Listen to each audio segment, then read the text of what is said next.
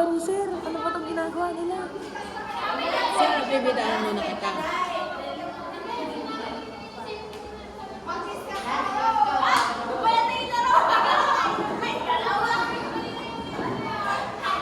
Tama na.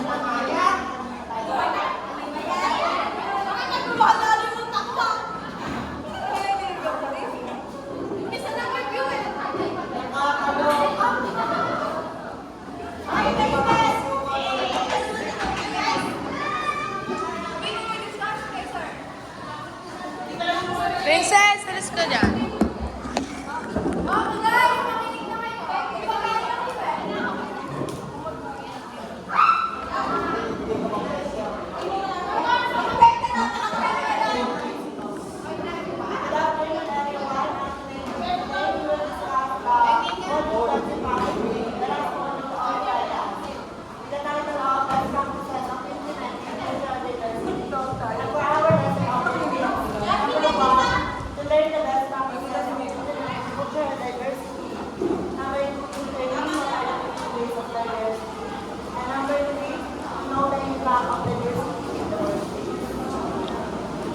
Our first topic is ways to improve diversity in the workplace.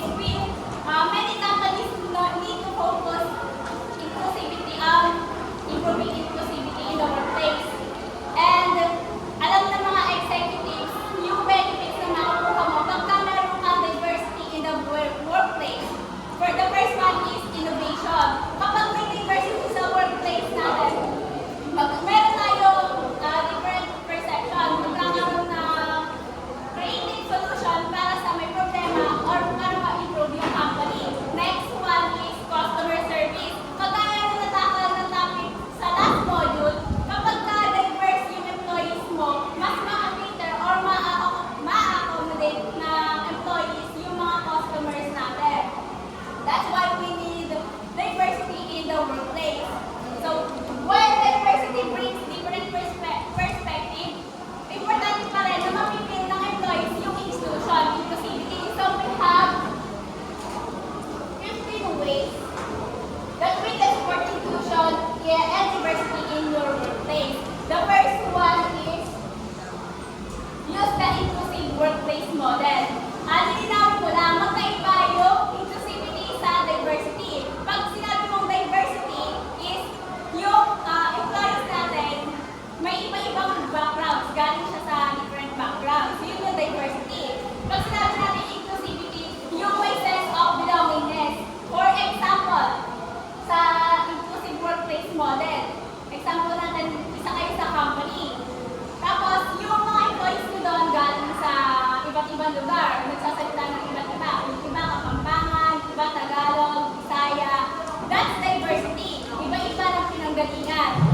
Pero kapag may inclusivity yung mga employees natin, hindi sila mahihiya na salita nila yung kanilang dialect. Magsalita sila sa dialect nila na hindi sila nahihiya. Wala silang tinatagong part na identity kasi they feel included. They feel na sinusuportahan sila ng kanilang kapwa employees. That inclusivity.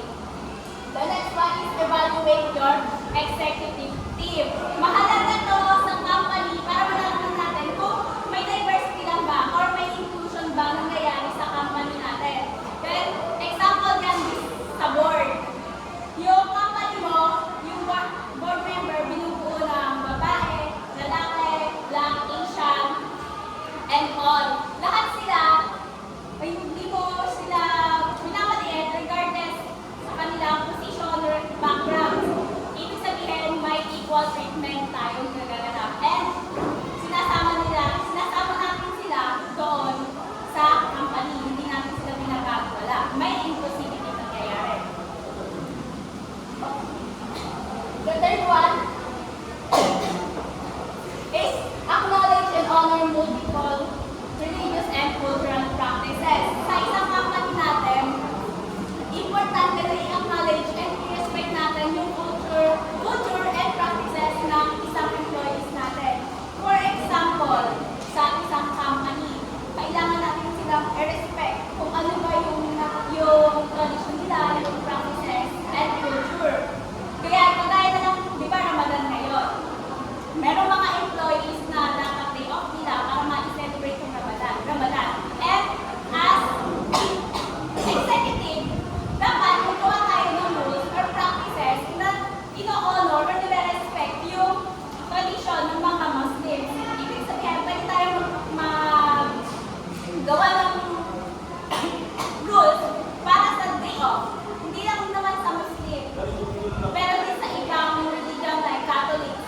holiday para naman ma-celebrate nila kung ano yung traditions nila. And that's all.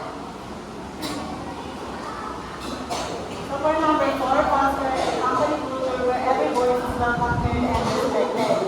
This means that creating an environment where ideas are valued and accepted. Minsan sa isang company, meron mga nag-resign because meron yung company na hindi na-appreciated, hindi sila na-appreciated, and hindi parang yun na, hindi sila na-appreciated just because of their culture, their uniqueness, and their beliefs. Example na ng bilo, meron isang lalaking Muslim na nagtatrabaho doon sa isang hotel.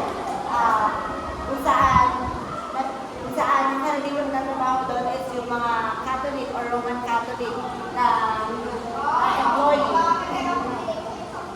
Pero doon, pag sinabi natin kasi na present company culture, yun yung isang company na parang doon sabihin niya na welcome siya. Kasi kahit Muslim siya, and karaniwan ng mga employee doon is Roman Catholic, yun din natin na na-appreciate siya at mas makakapagbigay siya ng opinion or yung mga makakapagbigay siya ng insight or opinion about doon sa company niya. And number 5, open the dialogue about gender pay. Gender pay, ito naman yung gender pay inequality or yung hindi nakakapantay-pantay ng sahod or salary ng bawat kasalian.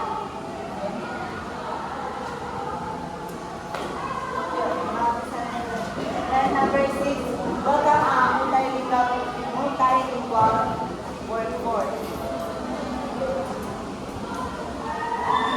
Tawag ka ng multilingual workforce sa isang company, pag meron kang isang employee na, for example, meron sa isang company na may employee sa isang company na marunong magsalita ng English, na French, na Japanese,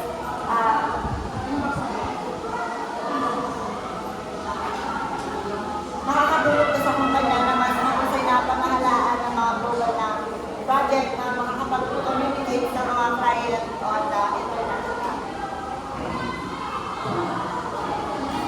Next is foster diverse thinking. So, ang pinaka-main point lang nito is i-encourage natin yung mga employees to share their perspectives, ideas, and ways on solving the problem.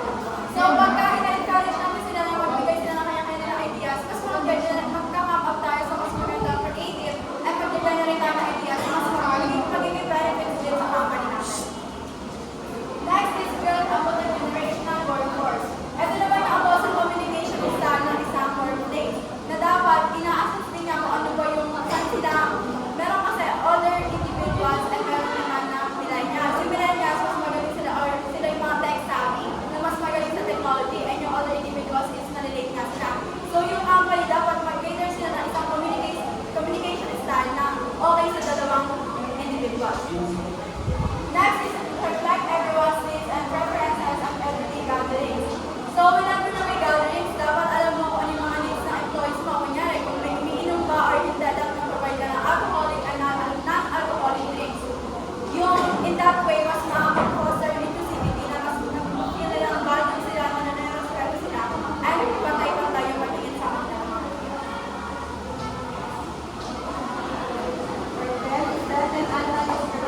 Policy. Dito naman, ikaw yung makukuha na i-level mo yung discrimination sa isang workplace. Hindi yung ikaw yung makukuha na mag-create ng discrimination sa isang workplace. For example na lang, may isang LGBT, may part ng isang LGBT dito sa may workplace nyo. Pero hindi mo siya, pinapakita mo sa iba na hindi mo siya tanggap kasi part siya ng LGBT, hindi dapat ganon. Dapat ipapakita mo kailangan ipapakita mo na tanggap mo siya bilang part ng company na siya. The next is you make your workspace inclusive. Ito naman yung pinapabil mo na dapat welcome siya, dapat belong siya. For example na lang ulit sa may LGBT, sa mga CR. Di ba once na may nag-CR na part ng LGBT, may mga nag-discriminate na. Ay, bakit dito sila nag-CR? Bakit hindi dito? Hindi dapat ganon. Dapat talaga pinapabil din natin na welcome sila kahit saan. Then for number 12, eliminate bias in the evaluation process and promotion opportunities.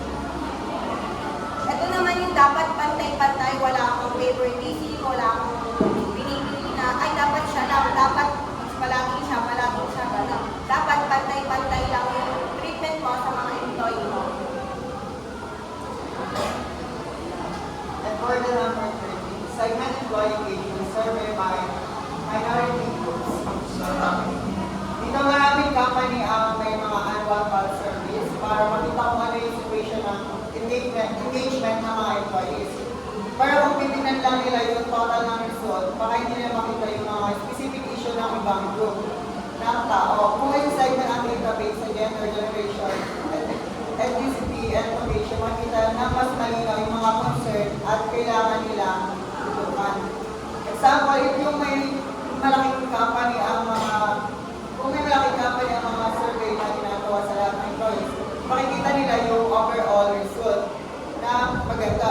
Pero kung titignan lang nila yung data ng mga babae, makikita nila may mga issues sa workplace equality or opportunity na hindi na-address.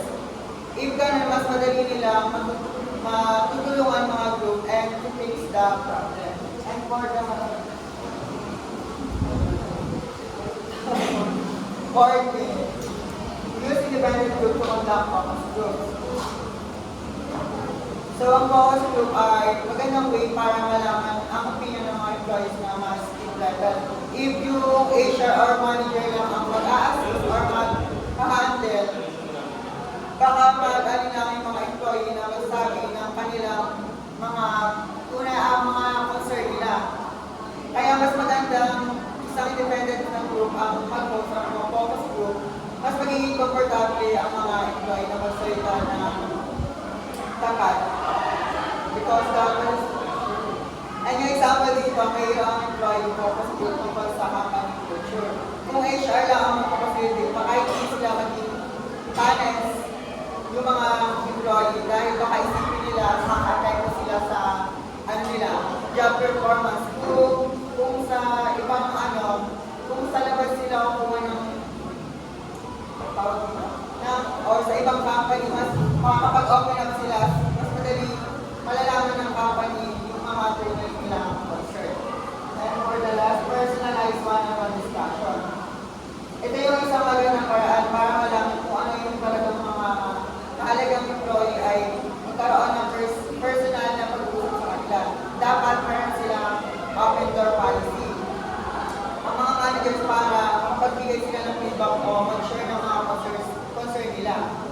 And yung mga employee ay magiging comfortable na magsabi ng kanilang issue kung ano yung nararamdaman nila at makikinig at maintindihan sila ng kanilang manager. Yung example dito, yung isang employee ay nahihirapan sa workload or sa dami ng problema.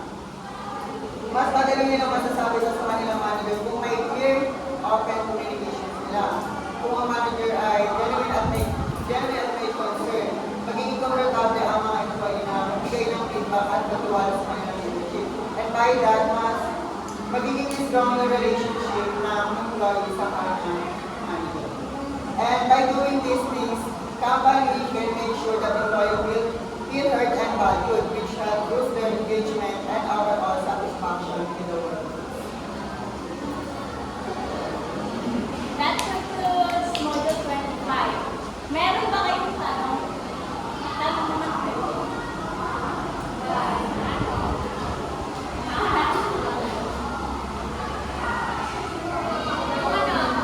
Focus group. Sa ibang company.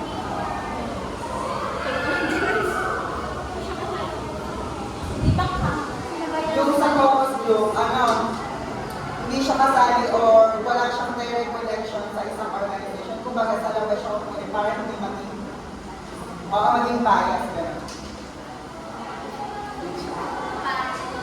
Ano pa kayo? Ano pa? Ano pa? Ano pa daw? Ano naman ganun nila?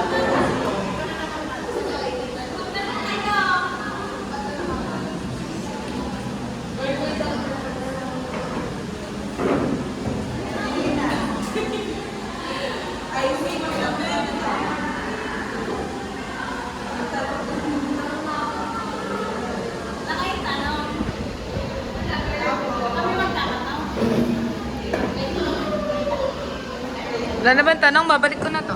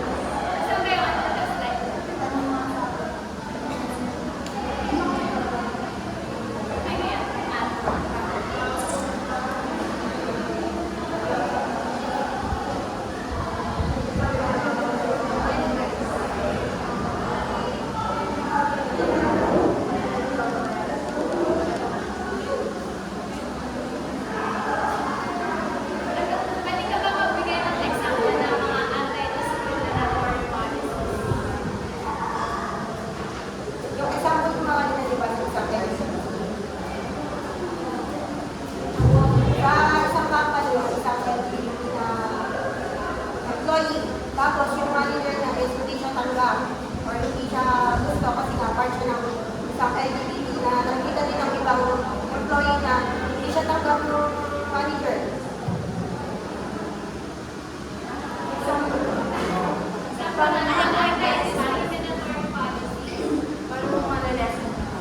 So, dapat hindi mo siya ipapakita na hindi mo siya gusto. Dapat ipakita mo siya na natanggap mo pa rin siya sa employee sa may workplace na yun kahit na part siya ng isang LGBT. Policy the best. I mean yung existing policies.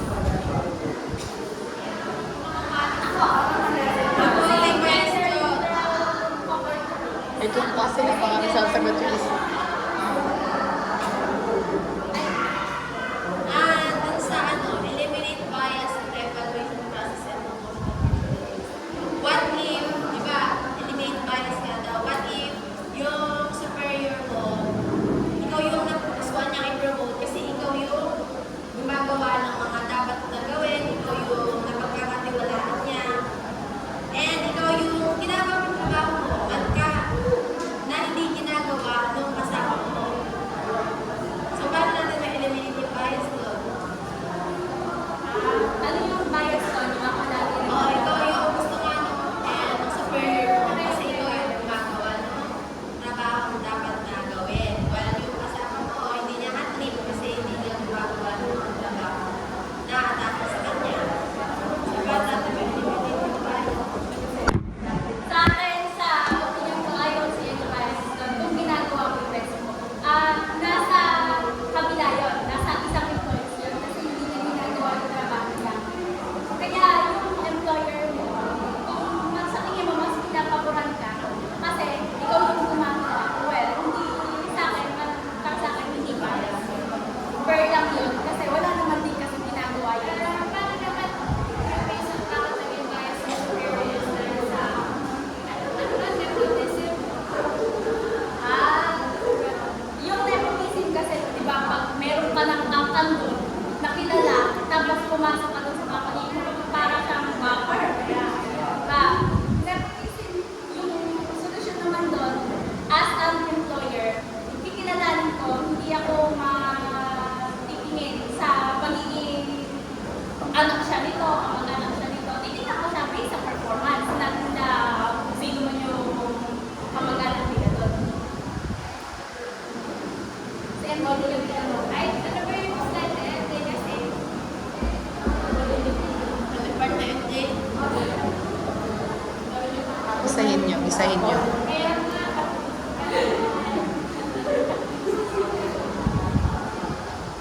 gagawin ko si Ender.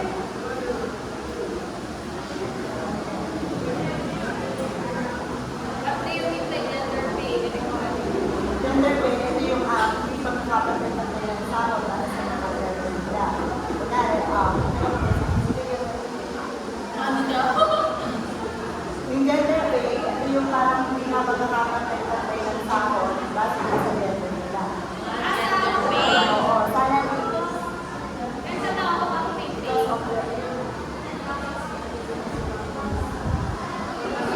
Meron pa kayong question? Wala na. Last question ako. It's just out of curiosity.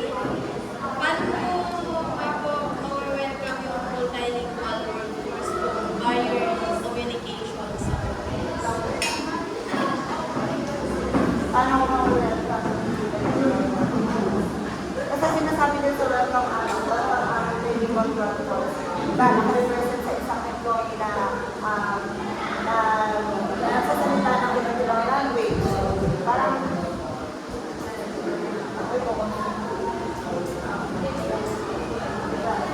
Walang sasalo.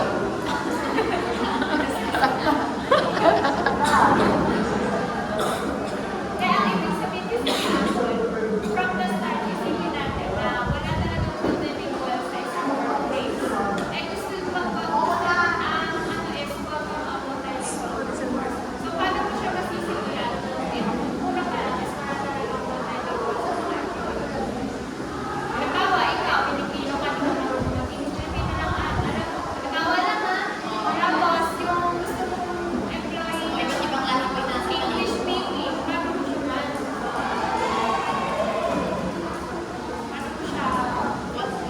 daw. Gagawin as an employer. MJ daw eh. Siya raw, MJ daw. Ayaw sagutin. Lang ay isa-isa lang. Hindi, kasi di nasa ano,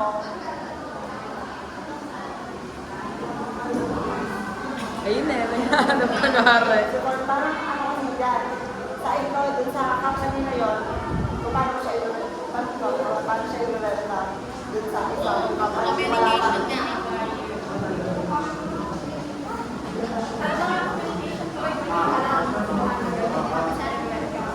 Kasi di ba sa may iba't iba silang lingwa, paano mo ikaw, as an employee, kung Pilipino ka lang, Pilipino lang din alam mo, paano mo sila, paano mo nag-ulat sa mga yung lahat? Pero yung ano, yung foreign, yung Universal. language. Kasi, Hindi ka nga marunong eh. lang daw alam mo.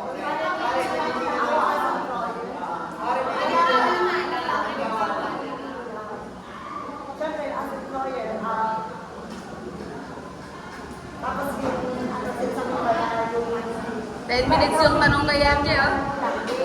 Tapos, kunyari si Ice English ka, paano mo siya i-welcome? Pinipili lang yung alam ng language sa English. siyempre, ikaw as employer, sa aralin ka, mas magtuto ka muna para i-welcome mo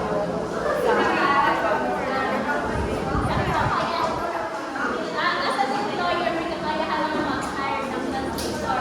Kung meron, walang technical dun sa may company ko, pwede ko mag-hire ng translator para simulan yun. Mag-hire din ako ng mga employees from different backgrounds, different languages. Then, at the same time, this translator na yun, matutulungan niya yung aking mga employees na new hire kung paano makapag-communicate with in terms to different languages.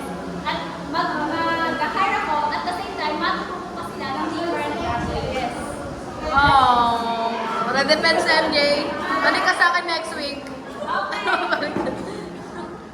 Okay na po. Okay na? Mag-outro ka na. Wait na daw. Si MJ, si MJ. Depends eh. Hoy, MJ daw. MJ, ikaw daw.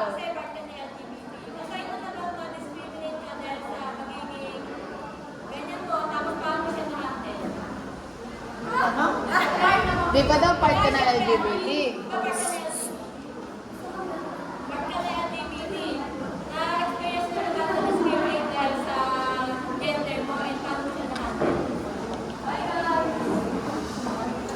Ayan. as employee. Ayan. Paano ko siya na-handle? Ano lang siya, mag-focus ka lang sa goal mo, pag pumayaan. Nag-try ko naman discriminate, yes. Pero, Anong topic nila? 15 siyempre, days. naramdaman ko na parang Grabe naman to. Ikwento ikaw kasi yung pangyayari. Connected pa ba yan? Para personal question na din yan. Naranasan ko ang ma-discriminate and naranasan ko na parang hindi ako belong dun sa isang group. Na ganun kasi because of my gender identity na. Pero nahandle ko siya na parang, nahandle ko siya by nayaan ko na lang yung mga tao na yun. Wala akong pakialam dun sa judgment nila just because of my gender. Very weak.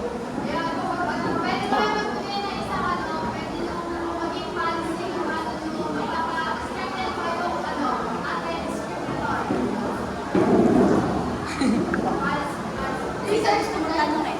Sino gusto mo tanong eh? Si Anne. Si Anne Shirley daw. Siyempre, magbibigay ng wait lang, ano yan? Then, equality sa bawat isang empleyado para maiwasan yung Policy.